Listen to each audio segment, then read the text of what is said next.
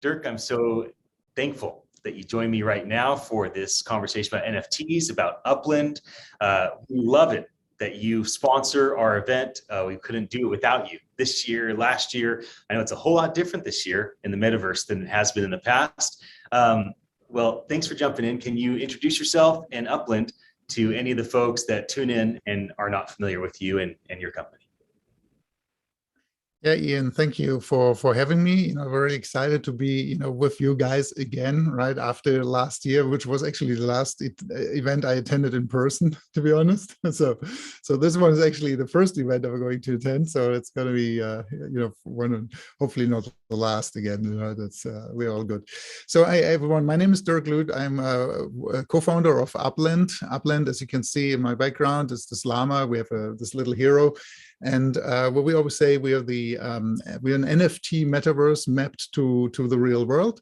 And in Upland, people do many things. We are based on 3 pillars. We say it's play, earn, connect. So when you join Upland, you can actually download it from iOS and Android. So we are on those devices. You get a little map application, and then actually you can go and purchase in certain cities. You don't have to be in those cities in the US, New York, where we are right now, Manhattan. San Francisco, Cleveland, Chicago. You can go in and purchase a piece of land, which is based on an actual address and actual property borders. And then we gamify it. That's the first pillar, say play, right? So you can purchase that property. You start and you become the true owner. Obviously, each property is an NFT. And you can go and start earning some yield on that property, because just for the pure fact that you're owning it, you can increase that yield by completing your collection. And you can also earn additional, UPX, which is our in-app currency, by, participating in treasure hunts, scavenger hunts, and other things. Then we have the second component, which is called earn. Now you will be, what you can do now is build on your property, like small houses and so on. And eventually we're launching that actually this year.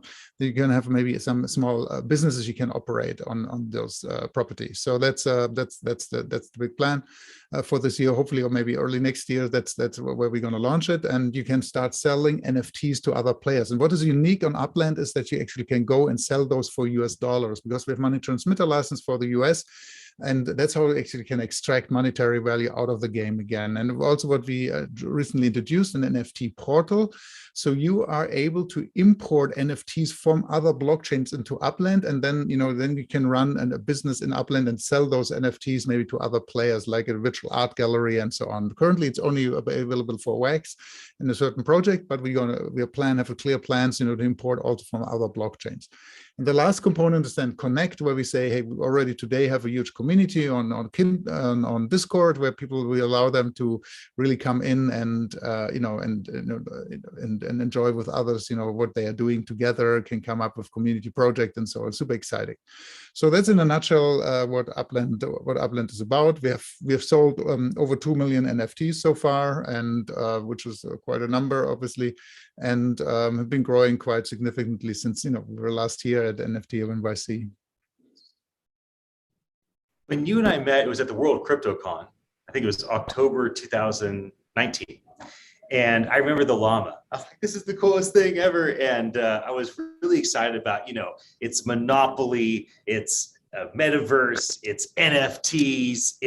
I think you were one of the first, if not the very first, iOS application that you could download. Now, one thing that's changed drastically since the moment you and I met, more than 2 years ago, is the community. Right at that point, you were just trying to draw in a community. You were giving away UPX. Here's some UPX here, there. Now the community is solid on the app, in the Discord. Can you talk about just briefly the journey from starting a decentralized community to what's happened and what's been the most encouraging part of building a decentralized community? Because you built a lot of tech companies, but never a company like Upland, because it's a brand new revolutionary idea.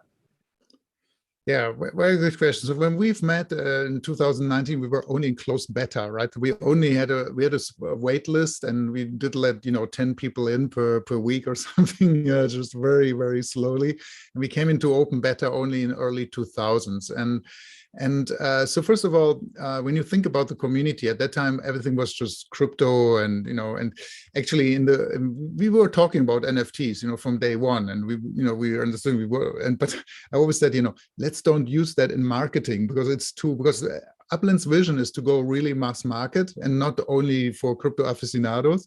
And I always said, when we use NFT as a word, as an acronym, people will say, what is this, right? It's too technical. These things has changed right now. I think, I don't know, I have the exact numbers, but I think if you ask every second person in the US on the streets probably knows what an NFT is now, right? So that is, you actually have to use it in your marketing department. Coming back to your question on the community. So at the beginning, of course, we were, you had, let's say, more the crypto people who were interested, then they heard for the first time, and you have the, the first NFTs, or CryptoPunks, and you have the CryptoKitties who were out there, but no one had actually thought about the metaverse. And that's actually where we started. I think we were one of the first out of come and said, look, if you have an NFT, you want to do something with it, and that's where it's if you can go just on a marketplace, buy it, but what do you do with it, right? And maybe you do a screenshot and brag about it on Twitter or whatever, but it's nothing you can use. And that is actually what is so important, what we strongly believe in as a mission, that we want to provide utility to NFTs, and because you can use them. And as I mentioned earlier, that we have this NFT portal we envision, because we introduced cars in Upland, that you can import maybe an NFT car from another blockchain. You can use that car in order to drive from A to B in Upland, because that's the way Upland works, from San Francisco to Napa Valley or somewhere. Or you have to maybe participate in the car race. And that's where it becomes now interesting when you have those NFTs. And we already see that today, that people are starting to gather around, things they have a common interest, right? It's a lot of maybe sub-communities, certain things, certain topics, but that's how it's currently developing. So for instance, in the community right now, we have what we call virtual locality. People are meeting in certain neighborhoods, like in Haight-Ashbury and virtually in San Francisco, gather together because they have a common interest. And even though they are from Europe, they're from Asia, or maybe even have ever been in San Francisco, but they gather together in that place to do things together, and that's very compelling to see. When you think about the future, if I say to you NFT 2024, and you start to think through Upland, like where's Upland going to be at in a couple of years in terms of what are you driving toward, what are you hoping for, or just the whole metaverse community, like what are you projecting or building towards in the next couple of years? Yeah, so we always say Upland's going through 3 phases. We say the first phase is infrastructure. Based on what we did mainly right now, selling land. That's what most metaverse is starting out, so with the properties. Then we have the second phase, what we call the economy, where people will start and running and operating those businesses. So right now, even though we are giving out this yield, what I said, when you own a property, but in the future, we see that people interact, the stakeholders interact, because what we're doing here is build out a real economy, like a country, where people actually start earning money by providing services, by providing or selling goods to others. It's very much like that, because then we as let's say the game operators or metaverse operator, we can step back, and because the economy is going to work on its own. So that's the second phase, what is going to happen.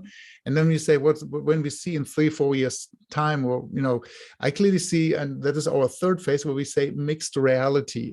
So where we say, okay, now people, because we are based on the real world, you will have augmented reality glasses, or you walk around with your phone. As I mentioned, you don't have to be today in the city to play Upland, but you're going to use it, and it's going to be a part of your everyday's life, right? So yeah, some NFTs, because we have lots of other brands who have entered the the consumer brands, sneaker producers, they're already in, but lots of others who have those NFTs, but now you're incentivized, and you have the utility. Maybe you collected, to stay with the example, maybe you collected 5 NFTs of a certain sneaker, and this gives you the right now to enter a physical store in order to get the real version, right?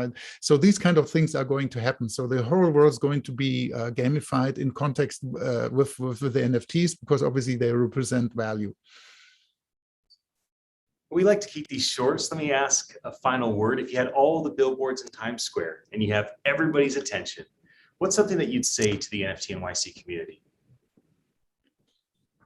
Hey, We are just at the start, right? Here you at the billboard at the Times Square, where usually you celebrate the new year, and I think we're on the 2nd of January of a year when you think about where this whole space is going. So come with us on the journey.